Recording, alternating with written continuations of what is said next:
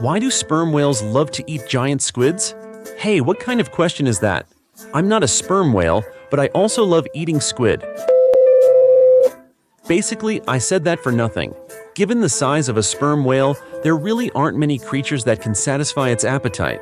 Plus, sperm whales are toothed whales, and the teeth on their lower jaw are terrifyingly big. They don't need to live like baleen whales, such as blue whales, by filter feeding. That means sperm whales are predators. Since that's the case, hunting is such a labor-intensive activity. You can't expect them to go through all that trouble only to catch a few tiny fish and shrimp. With such a huge body, of course they need prey that can actually fill them up. Right, the giant squid is the best choice. How well do these two match? Let me put it this way. Shuka and Beta, Tom and Jerry, Big Head Son and Little Head Dad, sperm whale and giant squid, Uchiha Sasuke and me. Just kidding. Sasuke is of course most similar to all my fans watching this. Back to the topic.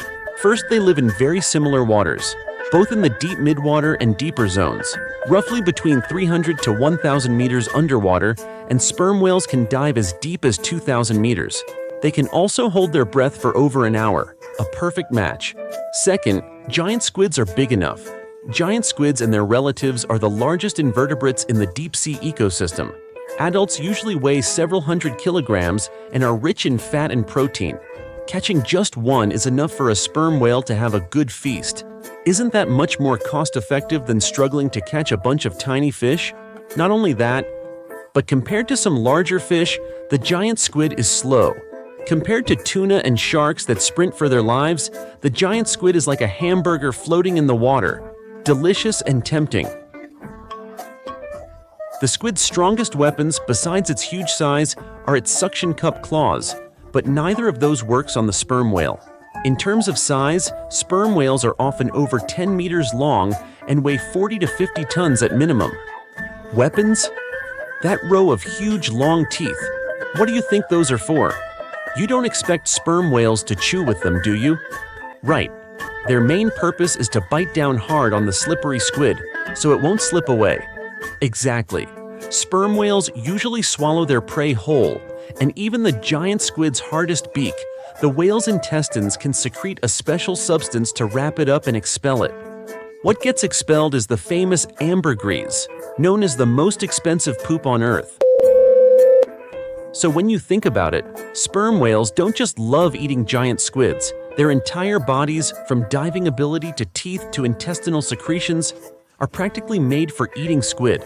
It's way too specialized.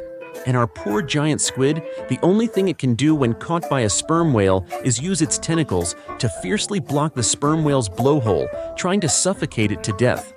Unfortunately, the giant squid didn't go through 9 years of compulsory education. How would it know that sperm whales are mammals and don't breathe underwater at all? That's a blowhole, not fish gills. Enough said. With rich nutrients, a large body, slow speed, and that chewy, bouncy texture, and being an invertebrate with no bones to pick around, no wonder sperm whales evolved so many features just to eat them. Honestly, if it were me, I'd love eating them too. It's basically a gift from heaven. I guess that if giant squids ever go extinct, sperm whales won't be far behind. Alright, we'll continue bragging next time.